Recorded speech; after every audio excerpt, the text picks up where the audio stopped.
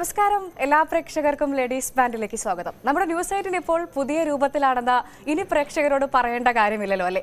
അപ്പം ഇന്ന് ഏതാ ദിവസം? ഇന്ന് വ്യാഴാഴ്ച.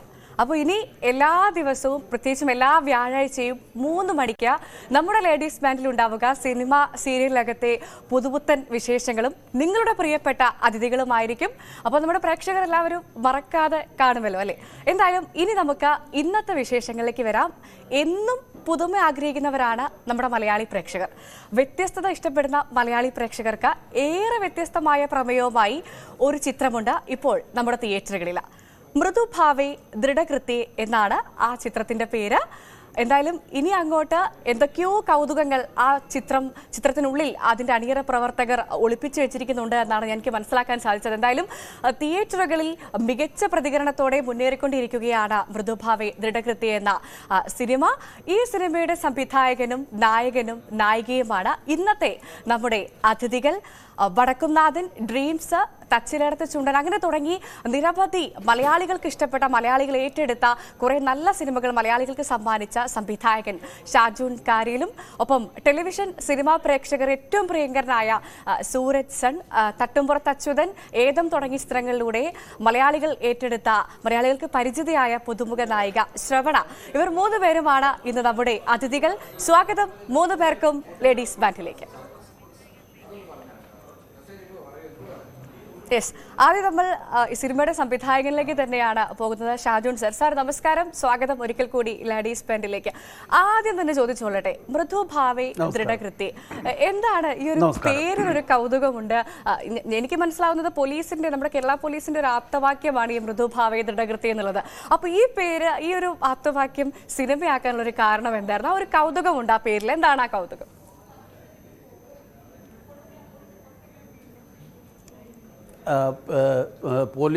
കേരള പോലീസിൻ്റെ ആപ്തവാക്യം തിരഞ്ഞെടുത്ത് സിനിമയ്ക്ക് പേരിട്ടതല്ല. സത്യത്തിൽ ഞങ്ങൾ ഈ സിനിമയ്ക്ക് വ്യത്യസ്തമായി പുതുമയുള്ള എന്തെങ്കിലും ഒരു രീതിയിൽ ഒരു പേരിടണമെന്ന് ആദ്യം നിശ്ചയിച്ചിരുന്നു.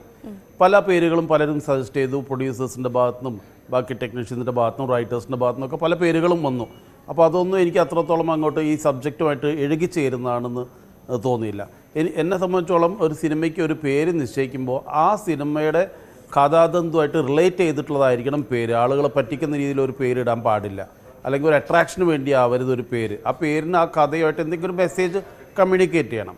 അപ്പോൾ ഞങ്ങളുടെ ഈ സബ്ജക്റ്റിലെ നായക കഥാപാത്രം എന്ന് പറയുന്നത് വളരെ ശക്തമായ ഒരു കഥാപാത്രമാണ്. ആ കഥാപാത്രത്തിൻ്റെ രീതികൾ വളരെ മൃദുവായ രീതിയിലുള്ള രീതിയാണ്. എന്നാൽ പുള്ളി ചെയ്യുന്ന കൃത്യങ്ങൾ, അതായത് ആ മൃദുവായ ഭാവം വളർന്ന് അതിനെ തുടർന്നുണ്ടാവുന്ന കർമ്മങ്ങളും കൃത്യങ്ങളെല്ലാം വളരെ ദൃഢമായിട്ടുള്ള രീതിയിലാണ് സിനിമയിൽ ഉരുത്തിരിഞ്ഞ് വന്നിട്ടുള്ളത്. പോരാത്തതിന് ഇതിന് സെക്കൻഡ് ഹാഫിൽ ഒരു ഇൻവെസ്റ്റിഗേഷൻ പാറ്റേണിൽ സസ്പെൻസ് ഒളിപ്പിച്ച് വെച്ചുകൊണ്ട് ട്വിസ്റ്റുകളും കാര്യങ്ങളൊക്കെ ആയിട്ടുള്ളതാണ് പാക്ഡ് ആയിട്ടുള്ള സെക്കൻഡ് ഹാഫ് എന്ന് പറയുന്നത്. അപ്പോൾ അതിലൊരു ഇൻവെസ്റ്റിഗേഷൻ്റെ ഭാഗമുണ്ട്. പോലീസിൻ്റെ ഒരു ആപ്തവാക്യം അപ്പോൾ അവിടെ മാച്ച് ആവുകയും ചെയ്യുന്നു. അപ്പോൾ ആ സമയത്താണ് ഇരിക്കുന്ന പോലീസിന് ഈ സെക്കൻഡ് ഹാഫിലുള്ള പോലീസ് കണക്ഷൻ ഇൻവെസ്റ്റിഗേഷൻ സബ്ജക്റ്റിൻ്റെ ഭാഗമായപ്പോൾ ഇങ്ങനെ ഒരു കാര്യം ഓർമ്മ വന്നത്. ആ പേര് അത് ഞാൻ എപ്പോഴും മനസ്സിൽ കുറിച്ചിട്ടതായിരുന്നു തോന്നുന്നു. എനിക്ക് പെട്ടെന്ന് അങ്ങനെ ഒരു ക്ലോസ് ഓർമ്മ വന്നു. അപ്പോൾ അത് കണക്ട് ചെയ്ത് നോക്കിയപ്പോൾ നമ്മുടെ ക്യാരക്ടറുമായിട്ടും സബ്ജക്റ്റുമായിട്ടും വളരെ റിലേറ്റഡ് ആയിട്ട് തോന്നി. അപ്പോൾ പലരും ആദ്യം വിമർശിച്ചിരുന്നു, ഇത് ആളുകൾക്ക് പറയാൻ പറ്റുമോ, ഇത് വേറെ പേര് കണ്ടുപിടിക്കാൻ പറ്റാത്തതുകൊണ്ടാണ് ഇങ്ങനെ പേര് കണ്ടുപിടിച്ചത്, ഒരു സിനിമയ്ക്ക് ഒരു നല്ല പേര് പോലും ഇടാത്ത നിങ്ങളൊക്കെ എങ്ങനെയാണ് ഒരു സിനിമ സംവിധാനം ചെയ്ത് തുടങ്ങിയിട്ടുള്ള കമൻസൊക്കെ വന്നു. പക്ഷേ ഞാനതൊന്നും കാര്യം ചെയ്തില്ല, കാര്യമാക്കിയില്ല. അതിന് കാരണം എന്താണെന്ന് വെച്ചാൽ ഞാൻ അവരോടൊക്കെ പറഞ്ഞു, വർഷങ്ങൾക്ക് മുമ്പ് ഷാറൂഖ് ഖാനും ഖജോലും കൂടെ അഭിനയിച്ചിട്ടുള്ള ദിൽവാലെ ദുൽഹനിയ ലേ ജായേംഗെ എന്ന് പറഞ്ഞ പടം ഓൾ ഇന്ത്യ ഹിറ്റാണ്. പോരാത്തതിന് അത് കേരളത്തിലും വമ്പൻ ഹിറ്റാണ്. കേരളത്തിൽ ഹിറ്റായപ്പോൾ ആ പടത്തിൻ്റെ പേര് ദിൽവാലെ ദുൽഹനിയ ലേ ജായേംഗെ കണ്ടു ഞാൻ. നിങ്ങൾ നാളെ ദിൽവാലെ ദുൽഹനിയ ലേ ജായേംഗെ കാണാൻ പോകുന്നുണ്ടോ എന്ന് ആരും ചോദിക്കാറുണ്ടായിരുന്നില്ല. ആ പടം ഹിറ്റായി, ആ പടം എല്ലാവർക്കും ഇഷ്ടമായി, പ്രേക്ഷകർ സ്വീകരിച്ചപ്പോൾ ആ പടത്തിൻ്റെ പേരല്ല പറയുന്നത്, ഷാറൂഖ് ഖാൻ്റെ പടം അല്ലെങ്കിൽ ഷാറൂഖ് ഖാനും കാജോലും കൂടി വന്നിട്ടുള്ള ഹിന്ദി പടം അത് കണ്ടു, ഉഗ്രൻ പടമാണ്, അങ്ങനെയാണ് പറയുന്നത്. അപ്പോൾ അതുകൊണ്ട് തന്നെ മൃദുഭാവേ ദൃഢകൃത്യേ എന്നൊരു പേര് ആദ്യം കേൾക്കുമ്പോൾ അത് മനസ്സിലാവുന്നില്ലെങ്കിലും ആ മനസ്സിലാവായിക അതിലേക്ക് കൂടുതൽ അട്രാക്ഷൻ ഉണ്ടാക്കുകയും അതൊരു ആൾക്കാരെ ശ്രദ്ധ പിടിച്ചു പറ്റുകയും അതിന്റെ പിന്നിൽ എന്താണ് ഇങ്ങനെ ഒരു പേര് എന്നായിരിക്കുമല്ലേ പൊതുവെ ആളുകൾ ചോദിക്കുക. അത് തന്നെയായിരിക്കുമല്ലേ സാർ ഉദ്ദേശിച്ചതും അല്ലേ? ഇതെന്താ മൃദുഭാവേ ദൃഢകൃത്യോ, അതെന്താ ഒരു സംഭവം, അതിലൊരു വെറൈറ്റി ഉണ്ടല്ലോ എന്നായിരിക്കും അല്ലേ? അതെ.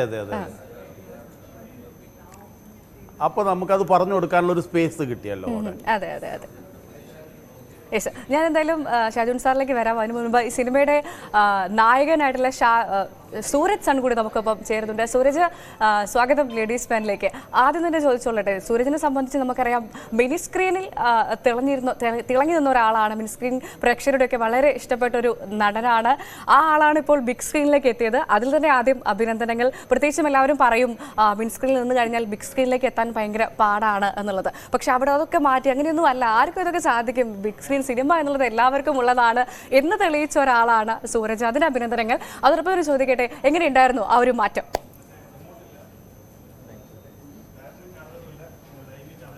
സത്യം, എല്ലാവരെ പോലെ തന്നെ ഞാനും ടെൻഷൻ അടിച്ചൊരു കാര്യമായിരുന്നു.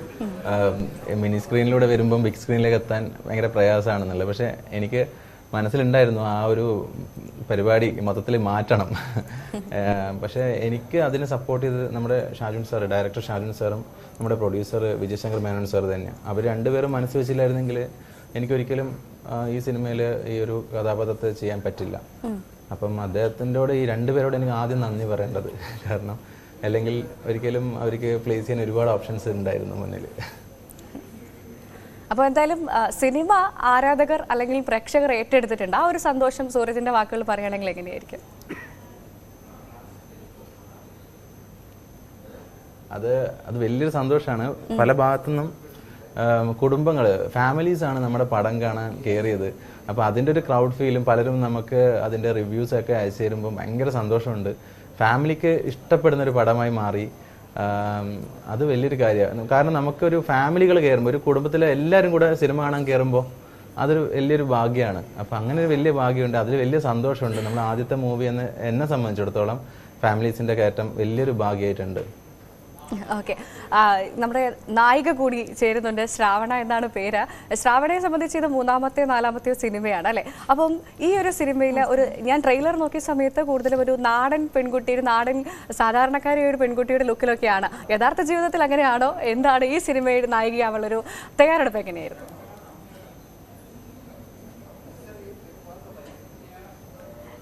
വളരെ നല്ല ഇഷ്ടത്തോടു കൂടി ചെയ്തൊരു ക്യാരക്ടറാണ് ചിന്നു. അപ്പോൾ റിയൽ ലൈഫിൽ ഞാൻ ചിന്നുവിൻ്റെ അത്ര നാടൻ ക്യാരക്ടർ അല്ല. എന്നാലും ഇതൊരു കോളേജിലൊക്കെ പോണ ഒരു ഒത്തിരി ഇന്നസെൻസ് ഒക്കെ ഉള്ളൊരു കുട്ടിയാണ്. പക്ക നാട്ടുംപുറത്തെ കുട്ടിയാണ്. അപ്പോൾ വളരെ കൗതുകത്തോടു കൂടി അതിനെപ്പറ്റി കേട്ടു. ഷാജുൻ സാറ് ഞങ്ങൾക്ക് ക്യാമ്പിൽ തന്നെ പറഞ്ഞു തന്നിരുന്നു. അപ്പോൾ അതിന് ശേഷം ഷൂട്ടിംഗ് സെറ്റിൽ എത്തിയപ്പോഴും സാർ നന്നായിട്ട് വിവരിച്ചു തന്നു. അപ്പോൾ അതിന് മാക്സിമം ജസ്റ്റിസ് ചെയ്യാൻ പറ്റിയിട്ടുണ്ടെന്ന് വിശ്വസിക്കുന്നു. ഇപ്പോൾ എല്ലാവരും ആ ഒരു നാട്ടുംപുറത്തെ ലുക്കും പിന്നെ അതിൽ പാട്ടിലൊക്കെ സെറ്റ് മുണ്ടൊക്കെ കൊടുത്ത് വരുന്നുണ്ട്. അപ്പോൾ ഒത്തിരി കൂട്ടുകാരൊക്കെ വിളിച്ച് പറയുന്നുണ്ട് നന്നായിട്ട് വന്നിട്ടുണ്ട് എന്നുള്ളത്. അത് കേൾക്കുമ്പോൾ ഒത്തിരി സന്തോഷമായിട്ടിരിക്കുകയാണ്. ഓക്കെ, ഷാജുൻ സാർ, നമ്മളിപ്പോൾ സാർ ചെയ്ത സിനിമകളൊക്കെ നോക്കുകയാണെങ്കിൽ ഓരോന്നും ഓരോ ജോണറിൽ വ്യത്യസ്തമാണ്. കാരണം വടക്കുംനാഥൻ ഒരു രീതിയിൽ മാറ്റി വയ്ക്കാം, അതേസമയം ചേട്ടായിസ്, വടക്കുംനാഥനും ചേട്ടായിസും നമ്മൾ യാതൊരു ബന്ധവുമില്ല. രണ്ട് ജോണറുള്ള ഒരു സിനിമയാണ്. അതേപോലെ തന്നെയാണോ ഈ മൃദുഭാവി ദൃഢകൃത്യം? അതെന്താണ് പറഞ്ഞു വയ്ക്കുന്നത്? ഈ ഒരു ഗ്യാപ്പിനുള്ള ഒരു കാരണം എന്തായിരുന്നു സാർ അതിനുശേഷം, ചേട്ടായിസിന് ശേഷം ഇവിടേക്ക് എത്താനുള്ള?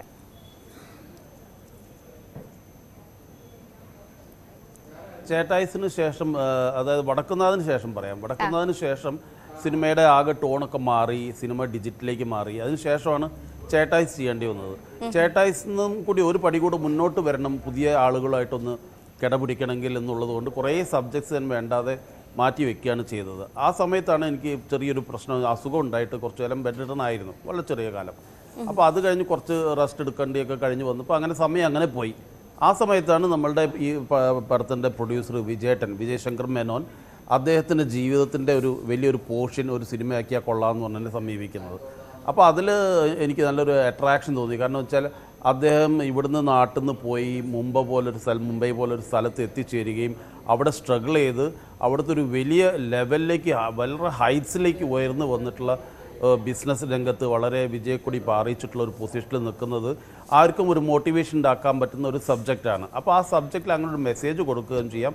പോരാത്തന്നെ അതിൽ നമുക്ക് കുറേ ട്വിസ്റ്റും ടേൺസൊക്കെ കൊണ്ടുവരാൻ പറ്റുന്ന ഒരു 3 തട്ടായിട്ടാണ് അതിൻ്റെ സബ്ജക്റ്റ് ഇരിക്കുന്നത്. അപ്പോൾ അത് ഒരു നോൺ ലീനിയൻ പാറ്റേണിൽ പറഞ്ഞാൽ നന്നാവുമെന്ന് തോന്നിയതുകൊണ്ടാണ് ഞാൻ ഇപ്പോൾ ഇങ്ങനെ ഒരു സബ്ജക്റ്റിലേക്ക് ഇറങ്ങിയത്. ശരി, ഓക്കെ. സൂരജ്, ഈ സിനിമയിൽ പ്രധാനപ്പെട്ട മറ്റൊരാളും കൂടി ഉണ്ട്. മറ്റാരുമല്ല, നമ്മുടെ എല്ലാവരുടെയും പ്രിയപ്പെട്ട സണ്ണി ലിയോണാണ്. ഈ സണ്ണി ചേച്ചിയെക്കുറിച്ച്, സണ്ണി ചേച്ചി ഞങ്ങൾ സത്യം പറഞ്ഞാൽ നിങ്ങളുടെ കൂടെ ഈ ഫ്രെയിമിൽ കൊണ്ടുവരണമെന്ന് ഞങ്ങൾക്കും ആഗ്രഹമുണ്ടായിരുന്നു. പക്ഷേ നടന്നില്ല. മറ്റൊരു അവസരത്തിൽ അത് സാധിക്കുമെന്ന് വിചാരിക്കാം. സൂരജിന് അറിയാമായിരുന്നോ സണ്ണി ലിയോൺ ഈ ഒരു സിനിമയിലുണ്ട്, അല്ലെങ്കിൽ അവരുടെ കൂടെ ഒരു ഡാൻസ് പെർഫോമൻസ് ഉണ്ടാകുമെന്നുള്ള കാര്യം അറിയാമായിരുന്നു? നമ്മുടെ പടത്തിൽ സണ്ണി ലിയോണിനെ കുറിച്ച് പറഞ്ഞപ്പോൾ ആദ്യം ഞാൻ തമാശയായിട്ട് എടുത്തത്. കാരണം ഒന്നും എന്നെ കളിയാക്കുന്നൊക്കെ തോന്നി. പക്ഷേ പിന്നെയാണ് ഇത് പടത്തിന്റെ ആ ഒരു ആരാധികയാണോന്ന് വെച്ചാല് ഞാൻ സത്യത്തില് ഫോളോ ചെയ്യുന്ന ഒരാളാണ് സീരിയസ്ലി. പിന്നെ പക്ഷെ നമുക്ക് എന്താ പറയാ, ആദ്യത്തെ സിനിമയിൽ തന്നെ ഇങ്ങനെ ഒരുപാട് ഓരോരോ പുതിയ പുതിയ ഓരോ അവസരങ്ങൾ കിട്ടുന്ന പോലെയാണ്. കാരണം പ്രത്യേകിച്ച് ഒരു പാൻ ഇന്ത്യ സ്റ്റാർ എന്ന രീതിയിൽ എത്രയോ ആൾക്കാർ ഫോളോ ചെയ്യുന്ന നല്ലൊരു പേഴ്സൺ ആണല്ലോ ആള്. അപ്പം അങ്ങനെ ഒരാളെ കൂടെ വർക്ക് ചെയ്യാൻ പറ്റുക, സ്ക്രീൻ ഷെയർ ചെയ്യാൻ പറ്റുക, ആ ഒരു ഓപ്ഷൻ കൂടെ നമ്മുടെ സിനിമയിലൂടെ കിട്ടുമെന്ന് വെച്ചാൽ ചെറിയൊരു കാര്യമായി തോന്നിയിട്ടില്ല. അപ്പം ഷാജുൻ സാർ തന്നെ എന്നോട് പറഞ്ഞു, സൂരജ് വേഗം ഞാൻ പാട്ട് അയച്ചു തരാം, പെട്ടെന്ന് ഡാൻസ് സ്റ്റെപ്പ് പഠിച്ചോ എന്നൊക്കെ പറഞ്ഞു. പക്ഷെങ്കിൽ നമുക്ക് ആ ടെൻഷൻ ഫസ്റ്റ് മൂവിൽ എല്ലാം കൂടെ ഒരുമിച്ച് വരുമ്പോൾ ഉണ്ടാകുന്ന എല്ലാ ടെൻഷനും എനിക്കും ഉണ്ടായിരുന്നു. പക്ഷെ അത് അങ്ങനെ ആ ഒരു ലൊക്കേഷനിൽ വെച്ചിട്ട് നല്ല ഒരുപാട് എക്സ്പീരിയൻസ് ഉണ്ടായി. മുംബൈയിലുള്ള സാറിന് അറിയാം ലൈവായിട്ട് എല്ലാ കാര്യങ്ങളും നമ്മൾ ശരിക്കും എൻജോയ് ചെയ്തു ശരിക്കും ആ ഒരു സോങ് ഷൂട്ട്. ഡാൻസ് പഠിച്ചിട്ടുണ്ടോ സൂരജ്? ഞാൻ ഡാൻസ് പഠിച്ചിട്ടില്ല. നമ്മൾ വീട്ടിൽ നിന്നൊക്കെ ചുമ്മാ ഇങ്ങനെ കളിക്കുന്ന ഡാൻസ് അല്ലാതെ ഡാൻസ് ആയിട്ടൊന്നും പഠിച്ചിട്ടില്ല. പക്ഷെ അവിടെ പോയി ഡാൻസ് ചെയ്യാനുള്ള ഒരു കപ്പാസിറ്റി എനിക്ക് എന്തായാലും അന്നേരം ഇല്ലായിരുന്നു. കാരണം ഇവരൊക്കെ ഡാൻസ് ചെയ്യുന്ന കാണുമ്പോൾ തന്നെ എൻ്റെ ബോധം പോകുന്നുണ്ട്. പിന്നെ ഞാൻ എന്താ ചെയ്യാന്നുള്ള ആലോചിച്ച് നിൽക്കുകയായിരുന്നു. ഓക്കെ, ശ്രാവണ, ഈ ചിന്നു എന്ന കഥാപാത്രത്തിനെ കുറിച്ച് പറഞ്ഞു. എൻ്റെയും വീട്ടിൽ വിളിക്കുന്ന പേര് ചിന്നു എന്നാണ്. അതുകൊണ്ട് തന്നെ ചോദിക്കട്ടെ, ഈ ഒരു കഥാപാത്രമാവാൻ വേണ്ടിയിട്ട് ഒരുപാട് തയ്യാറെടുപ്പിന്റെ ആവശ്യം ഉണ്ടായിരുന്നു, അല്ലെങ്കിൽ ശ്രാവണ നിത്യജീവിതത്തിൽ കാണുന്ന ഒരു ക്യാരക്ടർ തന്നെ ആയിരുന്നോ ചിന്നു?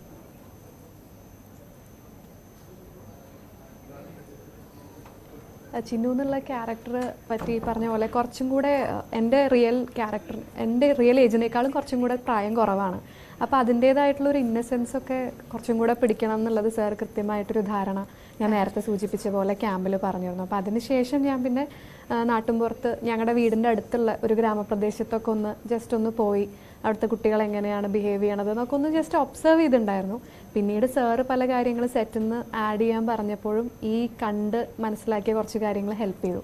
അതുപോലെ ഞാൻ തൃശ്ശൂർ സെയിൻറ്റ് തോമസ് കോളേജിലായിരുന്നു ഡിഗ്രി പഠിച്ചിരുന്നത്. അപ്പോൾ അവിടെ എൻ്റെ ഒപ്പം പഠിച്ച കുറച്ച് കുട്ടികളുടെ ചില ട്രേറ്റ്സും എന്നെ ഇൻസ്പയർ ചെയ്തിട്ടുണ്ട്. അപ്പോൾ അതൊക്കെ കൂടെ ആഡ് ചെയ്യാൻ ശ്രമിച്ചിട്ടുണ്ട് ഈ ചിന്നു എന്നുള്ള ഇന്നസെൻറ്റ് കുട്ടിയുടെ ക്യാരക്ടറിലേക്ക്. ഓക്കെ, എന്തായാലും 3 പേരിലേക്കും ഞാൻ വളരെ വേഗം തിരിച്ചെത്തും. കാരണം ഒരുപാട് വിശേഷങ്ങൾ നമുക്ക് ഈ സിനിമയെക്കുറിച്ച് അറിയേണ്ടതുണ്ട്, നിങ്ങളിൽ നിന്ന് കേൾക്കാൻ ആഗ്രഹമുണ്ട്. അപ്പം 3 പേരിലേക്കും എത്താം ചെറിയൊരു ഇടവേളയ്ക്ക് ശേഷം.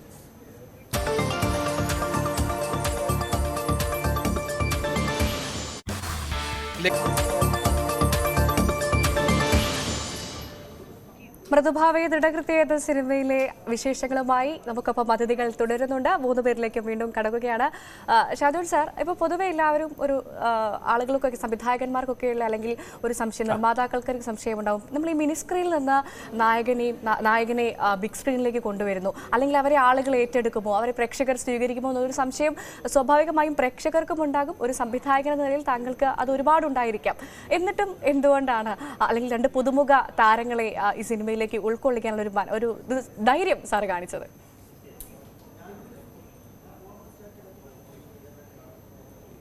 എന്നെ സംബന്ധിച്ചിടത്തോളം അതൊരു വലിയ ഭാഗ്യമായിട്ടാണ് ഞാൻ കരുതുന്നത്. അതായത് സൂരജ് സണ്ണനെ പോലെ കഴിവുള്ള ഒരു നായകനെ കണ്ടുപിടിച്ച് അദ്ദേഹത്തെ ബിഗ് സ്ക്രീനിൽ എത്തിക്കുന്നതോട് വഴി നമുക്ക് സിനിമയിലേക്കൊരു നായകനെ കൂടെ കിട്ടുകയല്ലേ. വേറെ ആളുകൾക്കും സിനിമയിൽ അദ്ദേഹത്തെ ഉപയോഗപ്പെടുത്താനും അങ്ങനെ ഒരു നായകനെ ഇൻട്രൊഡ്യൂസ് ചെയ്യാൻ പറ്റുക എന്ന് പറയുന്നത് വലിയൊരു ഭാഗ്യമാണ്. ഒരു നായകനല്ല, ഒരു കഴിവുള്ള നായകനെ. അപ്പോൾ അത് ചെയ്യാൻ പറ്റി എന്നുള്ളൊരു സംതൃപ്തിയുണ്ട്. അപ്പോൾ അതിനുവേണ്ടി ഒരു മുന്നൊരുക്കങ്ങളും തയ്യാറെടുപ്പൊക്കെ ഉണ്ടായിരുന്നു. പിന്നെ ഒരു ഡിസിഷൻ എങ്ങനെ അങ്ങനെ വന്നു എന്ന് ചോദിച്ചാൽ, ആദ്യം തന്നെ ഈ പ്രൊഡ്യൂസർ ഈ സബ്ജക്റ്റായിട്ട് വന്നപ്പോൾ പുള്ളി ഓൾറെഡി പിന്നെ ഇതിന് മുന്നേ തന്നെ എന്നെ പരിചയപ്പെടുന്നതിന് മുമ്പേ സൂരജിനെ പരിചയപ്പെട്ടിരുന്നു. കാരണം അദ്ദേഹത്തിൻ്റെ ലൈഫ് സ്റ്റോറിയാണ്, അദ്ദേഹത്തിൻ്റെ ലൈഫിൽ നടന്നിട്ടുള്ള കുറേ ഇൻസിഡൻസ് ആണ്. മുഴുവൻ സ്റ്റോറി അങ്ങനെയല്ലെങ്കിലും മെയിൻ ക്യാരക്ടറും കാര്യങ്ങളൊക്കെ അതിൽ ഉൾപ്പെടുന്നതാണ്. അപ്പോൾ അദ്ദേഹത്തിൻ്റെ ചെറുപ്പകാലമായിട്ട് അഭിനയിക്കാൻ പുള്ളി സൂരജിനെ മനസ്സിൽ കണ്ടുവച്ചിരുന്നു. അപ്പോൾ എൻ്റെ അടുത്ത് ഇങ്ങനെ സംസാരിച്ചു, എന്നെ സൂരജിനെക്കുറിച്ച് പിന്നെ എനിക്കൊരു ഇത് തന്നു. ഞാൻ നോക്കിയപ്പം സൂരജിനെ ഒന്ന് കണ്ടു നോക്കിയാൽ എങ്ങനെയാണെന്ന് അറിയാലോ എന്ന് കരുതി വരാൻ പറയുകയും സൂരജിനെ കൊണ്ട് പെർഫോം ചെയ്യിച്ച് നോക്കുകയും ചെയ്തപ്പോൾ എനിക്ക് മനസ്സിലായി സൂരജിനെ കൊണ്ട് ഇത് അത്ര എളുപ്പമുള്ള ചെയ്യാൻ പറ്റുന്നൊരു ക്യാരക്ടറല്ല. ഞാൻ പറഞ്ഞില്ല 3 ലെയേഴ്സ് ഉണ്ട്. ചെറുപ്പകാലമുണ്ട്, അച്ഛൻ്റെ പോർഷൻ കുറച്ച് ചെയ്യാനുണ്ട്, പിന്നെ ഇദ്ദേഹം മധ്യവയസ്കിലെത്തി നിൽക്കുന്ന ഒരു പൊസിഷൻ, മെച്യൂർഡായിട്ടുള്ള ഒരു പോർഷനുണ്ട്. അപ്പോൾ ആ 3 റേഞ്ചും ചെയ്യണം ഒറ്റ ആർട്ടിസ്റ്റ് തന്നെ. അപ്പോൾ പുതിയ ഒരാൾക്ക് ചിലപ്പോൾ അതൊരു ടാസ്ക് ആയിരിക്കാം. പക്ഷേ സൂരജിനെ കൊണ്ട് അങ്ങനെ ചെയ്യിച്ച് നോക്കിയപ്പോൾ എനിക്ക് മനസ്സിലായി അത് അദ്ദേഹത്തിൻ്റെ കയ്യിൽ ഭദ്രമാണെന്ന് മനസ്സിലാവുകയും ഞങ്ങളൊരു ക്യാമ്പ് സംഘടിപ്പിച്ച് ശ്രവണിയൊക്കെ ഉൾപ്പെടുത്തിക്കൊണ്ട് ഒരു വിപുലമായ ക്യാമ്പിലൂടെയാണ് ട്രെയിനിങ് കൊടുത്തിട്ട് എല്ലാവരെയും ഈ നിങ്ങൾ സിനിമയിൽ കാണുന്ന ഈ ലെവലിൽ അവതരിപ്പിക്കാൻ പറ്റിയത്. അതിലെനിക്ക് നല്ല സാറ്റിസ്ഫാക്ഷനുണ്ട്. ഓക്കെ, സൂരജ് കേട്ടല്ലോ അല്ലേ സംവിധായകൻ സർ പറഞ്ഞത്? എന്താണ് സൂരജിനെ കുറിച്ച് സൂരജിന്റെ പ്രതീക്ഷകളെ കുറിച്ച് പറഞ്ഞത് കേട്ടല്ലോ? എന്തായാലും അതെ, സന്തോഷം. സൂരജ്, ഞാൻ സൂരജിനെ കണ്ട സമയത്ത് എനിക്ക് തോന്നിയൊരു കാര്യമുണ്ട്. എനിക്കറിയില്ല ഞാൻ മാത്രമാണോ അല്ലെങ്കിൽ മറ്റാരെങ്കിലും അങ്ങനെ പറഞ്ഞിട്ടുണ്ടോ എന്നറിയില്ല. നടൻ ഉണ്ണിമുകുന്ദൻ്റെ ഒരു ഛായ എവിടെയൊക്കെയോ എനിക്ക് ഇങ്ങനെ തോന്നിയിട്ടുണ്ട്. മറ്റാരെങ്കിലും പറഞ്ഞോ എന്നറിയില്ല. എന്തായാലും അതവിടെ നിൽക്കട്ടെ. അങ്ങനെയുണ്ടോ? ആരെങ്കിലും പറഞ്ഞായിരുന്നോ അങ്ങനെ? എൻ്റെ ഈ സിനിമയിലെ രൂപം കണ്ടിട്ട് ഉണ്ണിമുകുന്ദനായിട്ട് ബന്ധമുണ്ടെന്ന് പറഞ്ഞാൽ എന്നെ ആൾക്കാർ കൊല്ലും. അല്ല, സിനിമയുടെ അല്ല, എനിക്ക് അങ്ങനെ ഒരു എൻ്റെ സിക്സ് പാക്ക് ഒക്കെ സിനിമ കാണാൻ പറ്റും ശരിക്കും. ഓക്കെ, അതവിടെ നിൽക്കട്ടെ. അപ്പൊ എന്തായാലും ഈ സിനിമയുമായി ബന്ധപ്പെട്ട് കുറച്ച് ആൾക്കാരൊക്കെ പറഞ്ഞിട്ടുണ്ട്, സീരിയസ്ലി പറഞ്ഞിട്ടുണ്ട്. ഓക്കെ, അപ്പം എൻ്റെ വീക്ഷണം ശരിയായി. ഓക്കെ, എന്തായാലും ഈ സിനിമയെ ബന്ധപ്പെട്ട് ഞാൻ സോഷ്യൽ മീഡിയയിൽ നോക്കിയ സമയത്ത് സൂരജ് ഒരുപാട് സ്വയം പ്രമോഷനുമായി, സിനിമയ്ക്ക് വേണ്ടി സ്വയം പ്രമോഷനുമായി ഒരു നടൻ ഇറങ്ങുന്ന ഒരു കാഴ്ച കണ്ടു. അത് എനിക്ക് തോന്നുന്നു വളരെ വ്യത്യസ്തമായ ഒരു കാഴ്ചയാണ്. അങ്ങനെ സാധാരണ കാണാറില്ല. സാധാരണ സോഷ്യൽ മീഡിയയിലൊക്കെ ആളുകളെ ഇങ്ങോട്ട് നമ്മൾ ചെന്ന് കണ്ട് അവർ നമുക്ക് പ്രമോഷൻ തരാറുണ്ട്. പക്ഷേ ഇവിടെ സൂരജ് തന്നെ സ്വന്തം വണ്ടി എടുത്തിട്ട് തൻ്റെ സിനിമയ്ക്ക് പ്രമോഷന് വേണ്ടി പോയൊരു സാഹചര്യം, അതെന്തായിരുന്നു? ആ ഒരു സാഹചര്യത്തിലേക്ക് എത്താനുള്ള ഒരു കാരണം ഒരു വെറൈറ്റി പിടിച്ചതാണോ അല്ലെങ്കിൽ എന്താണ് ഉദ്ദേശിച്ചത്?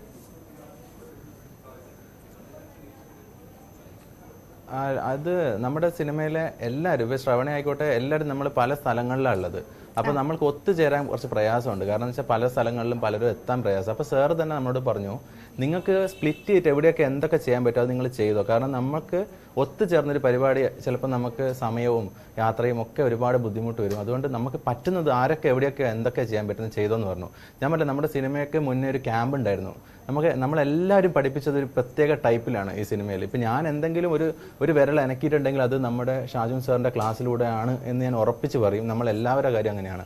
അപ്പോൾ പ്രൊമോഷൻ്റെ കാര്യം സാറിൻ്റെ പെർമിഷനോട് കൂടിയിട്ട്, സാർ ഞാനിങ്ങനെ ചെയ്യട്ടെ എന്ന് സാറിനെ വിളിക്കും ഞാൻ. ഇപ്പോൾ സാർ പറഞ്ഞു സൂപ്പറായിട്ട് ചെയ്യുമോ സൂരജ്, ഓക്കെ എന്ന് പറയും. ഞാൻ തലശ്ശേരി പോകുമ്പോൾ അത് ചെയ്യും, തിരുവനന്തപുരത്ത് പോകുമ്പോൾ അത് ചെയ്യും. അപ്പോൾ മാത്രമല്ല, എനിക്ക് കിട്ടിയ ഓപ്പർച്യൂണിറ്റിയാണ്. അതിന് എൻ്റെ പ്രൊഡ്യൂസറെടുത്തും ഡയറക്ടറെടുത്തും എനിക്ക് കാണിക്കേണ്ടത് ഞാൻ പെർഫോം ചെയ്തിട്ടുണ്ടെങ്കിൽ കുറച്ച് കഠിനാധ്വാനം ഉണ്ടായിരുന്നു ഈ സിനിമയിൽ. നമുക്ക് ആ പടം കണ്ടാൽ മനസ്സിലാവും. നമുക്ക് ശാരീരികമായിട്ട് ഒരുപാട് അധ്വാനമുള്ള സിനിമയാണിത്. അപ്പോൾ ആ അധ്വാനത്തെ ആരും കാണാതെ പോകരുത് എന്നുണ്ടായിരുന്നു. അപ്പോൾ എന്നെക്കൊണ്ട് എന്ത് പറ്റും? അപ്പം ഞാൻ വിചാരിച്ചു അതിൽ ഒരു നടനെന്ന് പറയുമ്പോൾ നാണം കുണിങ്ങായി നടന്നാൽ പറ്റില്ല എന്ന് സാർ തന്നെ പറഞ്ഞിട്ടുണ്ട്. അപ്പം ഞാൻ എൻ്റെ അടുത്തൊരു സിനിമയിലേക്ക് ഇച്ചിരി നാണമുള്ള കൂട്ടത്തില്ല എനിക്ക്. അപ്പം എൻ്റെ നാണം പോക്കാൻ കൂടി എനിക്ക് ഈ പൊതു ആൾക്കാരുടെ മുന്നിൽ വണ്ടി എടുത്ത് പോയി എല്ലാവരുടെ അടുത്തും വരൂ സിനിമ കാണുമെന്നൊക്കെ പറഞ്ഞ് എനിക്ക് പറയുമ്പോൾ എനിക്ക് ഭയങ്കര ഇൻട്രസ്റ്റിംഗ് ആയിരുന്നു. എൻജോയ് ചെയ്തിട്ടാണ് ആ ഒരു പ്രൊമോഷൻ ഞാൻ ചെയ്തത്. പക്ഷെ അത് ജനങ്ങൾ 2 കൈ നീട്ടി അതും സ്വീകരിച്ചു. എല്ലാവരും ഞാൻ നിൽക്കുന്നിടത്തേക്ക് വന്നു, ഫോട്ടോ എടുത്തു, അവരൊക്കെ തിയേറ്ററിൽ കയറി. അപ്പോൾ ഇതിൻ്റെയൊക്കെ പുറകിൽ നമുക്ക് പുറത്ത് പറയാതെ ഷാജുൻ സാർ പെർമിഷൻ ഉണ്ടായിരുന്നു. സാറ് എല്ലാത്തിനും സപ്പോർട്ട് തന്നു നമുക്ക്. അപ്പോൾ പലരും പല സൈഡിലും ചെയ്യുന്നുണ്ട്. അപ്പം ഞാനിത് സോഷ്യൽ മീഡിയയിൽ എപ്പോഴും ഫുൾ ടൈം ഇരിക്കുന്ന ഒരാളാണ്. അപ്പം ഞാനത് ഇട്ട കുറച്ച് ആൾക്കാർ കണ്ടു. സത്യത്തിൽ അതാണ്. അപ്പോൾ എല്ലാവരും ശ്രവണ സൈഡിൽ അവിടെ നിന്ന് നോക്കുന്നുണ്ട്. പിന്നെ ബാക്കിയുള്ള ഒരുപാട് ആർട്ടിസ്റ്റുകൾ അവരെ ഓരോ സൈഡിൽ നിന്നും വർക്ക് ചെയ്യുന്നുണ്ടായിരുന്നു. അപ്പം എല്ലാവരും അതും ഒരു വെറൈറ്റി ആയി എല്ലാവർക്കും തോന്നി. പിന്നെ ഈ പ്രൊമോഷനൊക്കെ നമ്മൾ തന്നെ ഇറങ്ങിയാൽ നന്നാവുമെന്ന് എനിക്ക് പറഞ്ഞു കൊടുക്കാൻ പറ്റി, എന്നെക്കൊണ്ട് പറ്റുന്ന പോലെ. കാരണം നമ്മൾ ഇറങ്ങുമ്പോൾ ആ നടൻ ഇറങ്ങി പ്രൊമോഷൻ ചെയ്യാന്ന് വെച്ചാൽ അവൻ്റെ സിനിമ കാണാൻ അവൻ തന്നെ അല്ലാതെ വേറെ ആരാണ്? അപ്പം എന്നൊരു പുതിയൊരു തോട്ട്, അത്ര തന്നെ മോട്ടിവേഷൻ. ഓക്കെ, ശ്രവണ, ഇപ്പം ശ്രവണയും എങ്ങനെയായിരുന്നു ആ ഒരു സിനിമ? നിങ്ങളുടെ ലൊക്കേഷനൊക്കെ എവിടെയായിരുന്നു? ആ ഒരു ലൊക്കേഷൻ അനുഭവം എങ്ങനെ? സൂരജുമായുള്ള കോമ്പിനേഷൻ എങ്ങനെയായിരുന്നു? പിന്നെ അത് മാത്രമല്ല, നിങ്ങളുടെ സംവിധായകനെ കുറിച്ച് ഞാൻ മനസ്സിലാക്കുന്ന അദ്ദേഹം വളരെ ഫ്രണ്ട്ലി ആയിട്ടുള്ള ഒരാളാണ്. ഇപ്പം അദ്ദേഹത്തിൻ്റെ വാക്കുകളിൽ നിന്നും സൂരജിൻ്റെ വാക്കുകളിൽ നിന്നും എനിക്ക് മനസ്സിലാകുന്ന അങ്ങനെയാണ്. അപ്പം അദ്ദേഹമായിട്ടുള്ളൊരു കോമ്പിനേഷനൊക്കെ എങ്ങനെയുണ്ടായിരുന്നു?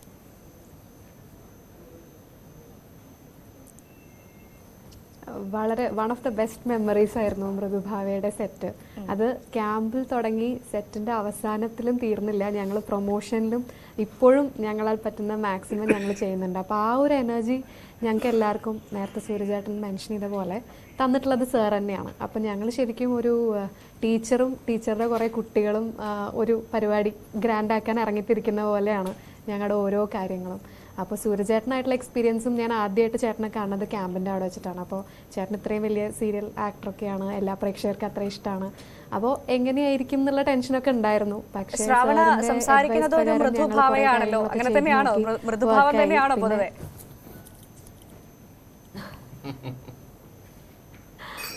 പൊതുവെ ഏറെക്കുറെ മൃദുഭാവം തന്നെയാണ്.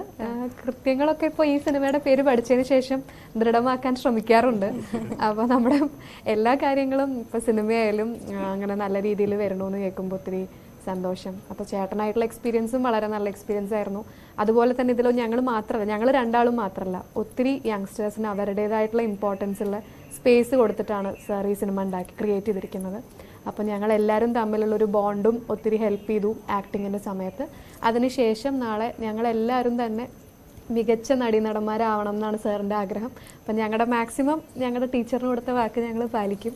ബാക്കി ഡെസ്റ്റിനി പോലെ ആയിരിക്കും. എന്തായാലും ടീച്ചറിന് കൊടുത്ത വാക്ക് അത് പാലിക്കാൻ സാധിക്കട്ടെ. ഒരു കാര്യം കൂടി, ഈ സിനിമയുടെ മുഴുനീള സിനിമയിൽ ഏറ്റവും കൂടുതൽ സംവിധായകരിൽ നിന്ന് വഴക്ക് കേട്ട സീൻ ഏതായിരുന്നു?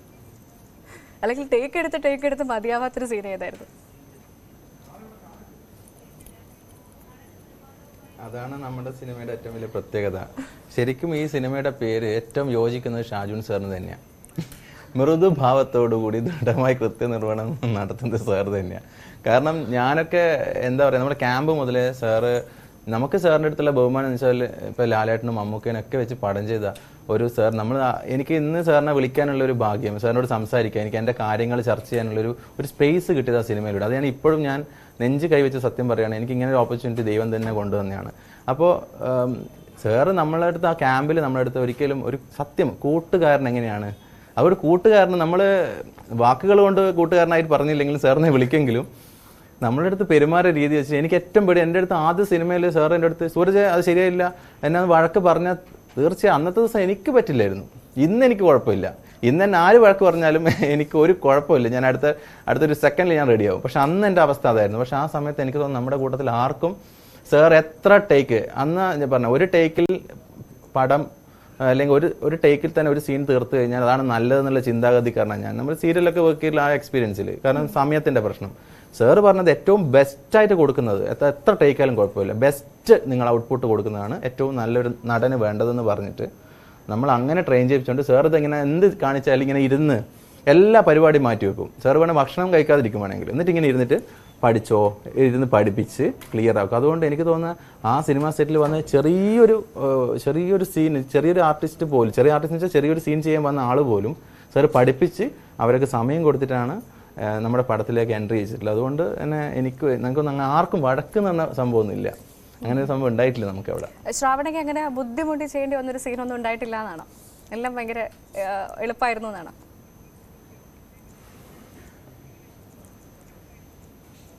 എളുപ്പം എന്നല്ല സാർ, ശരിക്കും പറഞ്ഞാൽ നമ്മുടെ ഉള്ളിലത്തെ ആർട്ടിസ്റ്റിനെ ചാലഞ്ച് ചെയ്യുന്ന രീതിയിൽ എനിക്കിതുവരെ ഇപ്പോൾ ലിമിറ്റഡ് എക്സ്പീരിയൻസേ ആയിട്ടുള്ളൂ, പഠിച്ചു വരുന്നേ ഉള്ളൂ. അപ്പോൾ ആദ്യത്തെ ദിവസം ഫസ്റ്റ് ഷോട്ട് കഴിഞ്ഞിട്ട് പിന്നൊരു ഈ സിനിമയിൽ വളരെ ഇമ്പോർട്ടൻ്റ് ആയിട്ടുള്ളൊരു സീനാണ് ഷൂട്ട് ചെയ്തത്. അത് ഈ പറഞ്ഞ പോലെ അന്ന് ആ സെറ്റ് ആരും ബ്രേക്ക് എടുത്തിട്ടില്ല. ആ ഒരു ഷോട്ട് കംപ്ലീറ്റ് ആവണ വരെ അത് കാസർഗോഡ് വെച്ചിട്ടായിരുന്നു ഷൂട്ട് ചെയ്തിരുന്നത്, ഔട്ട്ഡോർ ആയിരുന്നു. അപ്പോൾ ആ കുറച്ച് സ്ട്രെയിനുവസ് ആയിട്ടുള്ള ഒരു സീനായിരുന്നു. ആ സീൻ കഴിയണ വരെ ഒരു ബ്രേക്ക് പോവോ അല്ലെങ്കിൽ വേറെ തരത്തിലുള്ള സൗണ്ട് വന്നിട്ടുള്ള ഡിസ്ട്രാക്ഷൻസ് വരുമോ ഒന്നുമില്ല എന്ന് സാർ മേക്ക് ഷുവർ ചെയ്തിട്ടുണ്ടായിരുന്നു. അപ്പോൾ അത് എന്നെ സംബന്ധിച്ചിടത്തോളം നമ്മുടെ ഉള്ളിൽ സാർ അങ്ങനെ ഒരു ആർട്ടിസ്റ്റ് എന്നുള്ള രീതിയിൽ നമുക്ക് തന്നൊരു ഓപ്പർച്യൂണിറ്റിയാണ്. അപ്പോൾ ഞാൻ ആദ്യമായിട്ടാണ് ലൈഫിൽ അങ്ങനെ ഒക്കെ ഒരു സീൻ ആക്ട് ചെയ്യാൻ പറ്റുന്നത്. അപ്പോൾ അത് തീർച്ചയായിട്ടും ഇപ്പോൾ പ്രേക്ഷകർ ഒരുപാട് പേര് ആ സീൻ കണ്ടിട്ട് എടുത്ത് വിളിച്ച് പറയുന്നുമുണ്ട്. അപ്പോൾ ഡെഫിനറ്റ്ലി അതിൻ്റെ കംപ്ലീറ്റ് ക്രെഡിറ്റ് സാറിനും അതുപോലെ തന്നെ ഇതിൻ്റെ ക്യാമറാമാൻ ഉണ്ട് നിഖിലേട്ടനും പിന്നെ മാഫിയ ശശി സാറും, അങ്ങനെ ഒരുപാട് പേര് എല്ലാവരും അന്ന് ആ സീൻ കഴിഞ്ഞിട്ടേ ഞാനും എല്ലാവരും അന്ന് ഭക്ഷണം കഴിച്ചിട്ടുള്ളൂ. അപ്പോൾ അത്രയും ഡെഡിക്കേറ്റഡ് ആയിരുന്നു സാറിൻ്റെ സെറ്റ്. അപ്പോൾ അത് നേരത്തെ സൂര്യചേട്ടൻ പറഞ്ഞ പോലെ സാർ ആരെയും തന്നെ നമ്മുടെ മുഖത്ത് പോലും ഒരു നെഗറ്റിവിറ്റിയോ അല്ലെങ്കിൽ എന്തെങ്കിലും ഒരു ടെൻഷനോ വരാൻ സാർ സമ്മതിക്കില്ല. എല്ലാവരെയും വളരെ പീസ്ഫുള്ളായിട്ട് വളരെ ഫ്രഷ് മൈൻഡോടുകൂടി വർക്ക് ചെയ്യാനുള്ള ഒരു അറ്റ്മോസ്ഫിയർ ക്രിയേറ്റ് ചെയ്ത് തന്നു. അപ്പോൾ നാളെ ഇനിയും ഒത്തിരി അങ്ങനത്തെ സെറ്റ്സിൽ വർക്ക് ചെയ്യണം എന്ന് നമുക്ക് തോന്നിപ്പോകും. ആ രീതിയിലാണ് എന്തായാലും ചെയ്തത്. സംവിധായകനിൽ കൂടി അപ്പോൾ ഞാനൊന്ന് definitely പോവുകയാണ്. അതൊരു ഞങ്ങൾക്ക് easy scene സമയത്തിന്റെ ഒരു ആയിരുന്നില്ല. പരിമിതിയുണ്ട്. എന്നെ അതുകൊണ്ടാണ് സംബന്ധിച്ചിടത്തോളം കുറച്ച് സ്ട്രെയിൻ എടുക്കേണ്ടി വന്നു. അതെ, സജുൻ സാർ, എന്തായാലും മികച്ച പ്രതികരണമാണ് തിയേറ്ററിൽ നിന്ന് ലഭിക്കുന്നത്, അക്കാര്യത്തിൽ തർക്കമില്ല. ഈ സിനിമ ഇങ്ങനെ വിജയിച്ച് മുന്നോട്ട് പോകുന്നു എന്ന് അറിയുമ്പോൾ ഒരു സംവിധായകൻ എന്ന നിലയിൽ താങ്കൾക്ക് എന്താണ് ഞങ്ങളോട് പറയാനുള്ളത്, പ്രേക്ഷകരോട് പറയാനുള്ളത്? എന്തായാലും ക്രെഡിറ്റ് മൊത്തം നായകനും നായികയും നൽകുന്നത് താങ്കൾക്ക് തന്നെയാണ്.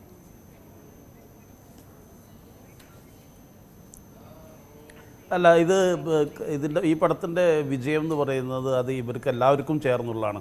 കുറേ പുതുമുഖങ്ങളാണ്. ആ പുതുമുഖങ്ങളെ കൊണ്ട് അവർക്ക് അടുത്തൊരു സ്റ്റെപ്പ് വയ്ക്കാനുള്ള ഒരു സ്പേസ് കൊടുക്കാൻ പറ്റിയ രീതിയിൽ ചെയ്യാൻ പറ്റി എന്നുള്ളതും നല്ല റിസൾട്ട് ഉണ്ടാകാൻ പറ്റിയെന്നുള്ളത് ഭയങ്കര സന്തോഷമാണ്. പോരാത്തിന് പത്രമാധ്യമങ്ങൾ, മനോരമ ഓൺലൈനിൽ വന്നിട്ടുള്ള ഒരു ആർട്ടിക്കിൾ എന്ന് പറയുന്നത് മനോഹര സിനിമ എന്ന് പറഞ്ഞിട്ടാണ്. അങ്ങനെ പല മാധ്യമങ്ങളും അങ്ങനെ പറഞ്ഞു കേൾക്കുമ്പോൾ, അതായത് ഈ പുതിയ ആളുകളെ, എല്ലാവരും പുതിയ ആൾക്കാരാണ്, ഓൾമോസ്റ്റ് എവറി മെമ്പേഴ്സ് പുതിയ ആൾക്കാരാണ്. ഫോട്ടോഗ്രാഫർ, സിനിമാറ്റോഗ്രാഫർ പുതിയ ആളാണ്. മ്യൂസിക് ഡയറക്ടർ സാജൻ മാധവ്, ഗംഭീര സോങ്സാണ്. സാജൻ്റെ 5 പാട്ടുകളുണ്ട്, ഡിഫറെൻറ്റ് ടോണിലുള്ള 5 പാട്ടുകൾ. ആ പാട്ടുകൾ 5ഉം ഹിറ്റാണ്. അങ്ങനെ അതെല്ലാം കൊണ്ടുകൂടെ ഈ പുതിയ ആൾക്കാരെ വെച്ച് ചെയ്ത ഈ സിനിമ പ്രേക്ഷക മനസ്സിൽ കീഴടക്കി എന്ന് പറയുമ്പോൾ ഒരുപാട് സന്തോഷം. ഇത് കുടുംബ പ്രേക്ഷകർക്ക് വേണ്ടി ചെയ്തിട്ടുള്ള സിനിമയാണ്. താഴെ കുട്ടികൾക്കാവട്ടെ, മുതിർന്നവർക്കാവട്ടെ, പ്രായമുള്ളവർക്കാവട്ടെ എല്ലാവർക്കും ഇഷ്ടപ്പെടുന്ന ഒരു സിനിമയാണ്. ഈ സിനിമ കാണാൻ ഇനിയും തിയേറ്ററിലേക്ക് ആളുകൾ എത്തണമെന്നും ഇതൊരു വൻ വിജയമാക്കി മാറ്റണമെന്നും കൂടി ഞാൻ ഈ അവസരത്തിൽ അഭ്യർത്ഥിക്കുന്നു. Thank you. തീർച്ചയായും എന്തായാലും മൃദുഭാവേ ദൃഢകൃത്യേ വലിയ വിജയമാവട്ടെ. കാണാത്ത ആളുകളൊക്കെ പോയിട്ട് സിനിമ തിയേറ്ററിൽ തന്നെ പോയി കാണുക. വലിയ വിജയമാവട്ടെ. എന്തായാലും വളരെയധികം നന്ദി 3 അതിഥികൾക്കും ലേഡീസ് ബാൻഡിൽ ഞങ്ങൾക്കൊപ്പം ചേർന്നതിന്.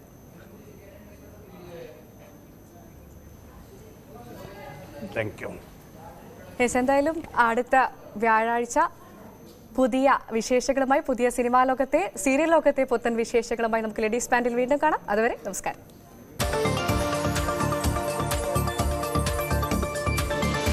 ഈ പരിപാടി